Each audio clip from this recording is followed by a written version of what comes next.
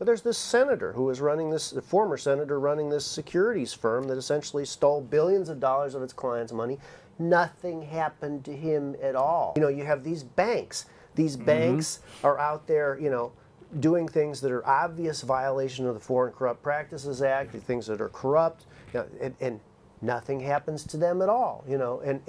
And we have an attorney general on things that I think are flat out illegal. Nothing happens to him because he's the attorney general. I mean, it's very ugly because it destroys the faith in America. It destroys the faith in the rule of law, and people are sick of it. You know, they want accountability, and somehow it seems. And so my message for people: if you want accountability, don't elect the same people over and over again. It's simple. Accountability. When this whole thing first started, you know, Otto von Bismarck in Germany in the 18-somethings, you know, the whole idea of this pension is that there was a small class of widows or really old people who really needed it. I think the average pensioner was in their 80s or something. And then it got lower and lower and lower and lower, and pretty soon, you know, I don't feel like working. Oh, you're disabled again. So it went too far the other way. And now there's these projections that say we're going to run out of money in 20 years. The disability fund, I guess, is already out of money. In fact, right now it's a Ponzi scheme in the sense that it's paying out more than it takes in, I think. I hear both sides, so I don't know what to believe. Well, it ought to be something, it ought to be black and white. You know, the old story is you're entitled to your own opinions, but not your own facts. It ought to be a fact whether they're taking in more than they're paying out. I know for disability that's true. I know about the program as a whole. So I think they're inevitably going to have to start pruning back on the retirement age a little bit. But there's many things they can do. You know, the problem is you've got all these expectations built up, and the young, it's just terrible because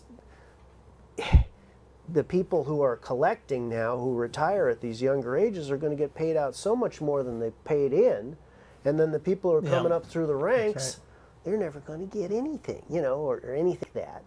And so it's generationally, it's very unfair. And so you're going to have to do something. You're going to have to start means testing. You're going to have to start changing the age. You're going to have to fix it.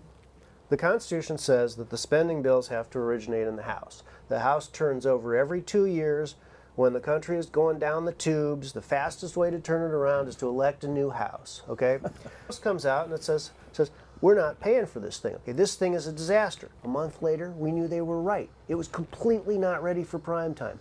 You know, at any time, there were bills in front of Obama that he could have signed that would have kept it running except for the pieces that the House didn't want. You know, so I think blaming the House is unfair. They put bills out there. We've done our job. We're the House. We're the ones who get to control the purse. Here's how we want the money spent. And the Senate and the President, no, we don't want to do that. We'd rather shut the government down. And then, of course, you got, it's all the Republicans' fault. You know, well, it's the Republicans' fault in the sense that they said this is how we want it done. But the other side said no. They said, we'd rather shut down the government. We'd rather have the National Park Service chasing old ladies around and herding. You're not allowed to get look at that. You know, that's in the park. You know, get back in the bus. Or the veterans. Yeah, the veterans. I mean, you know, it really showed you how these government, when things get tough, you know, this is how the government employees are going to treat us, like the National Park Rangers and the old ladies in the park. I mean, it's an ugly, and if we don't start getting control of the government and start solving these problems, it's going to get worse. And so a little bit of ugliness along the way, you know, for people standing up for what they think is right. I don't know. Tough. Well, that brings up... And they don't care. And so they're going to suffer more and more and more and more until they finally care. And hopefully at that time they'll still have the right to vote and they'll have freedom to speech. That's not entirely clear to me, that people will wake up in time. But, you know, it's not... you know, you can spend all the money that you want telling the big lie, you know, but ultimately the truth is going to prevail. You know, Obama can get time to say, if you like your doctor, you can keep your doctor. If you like your plan, you can keep your plan.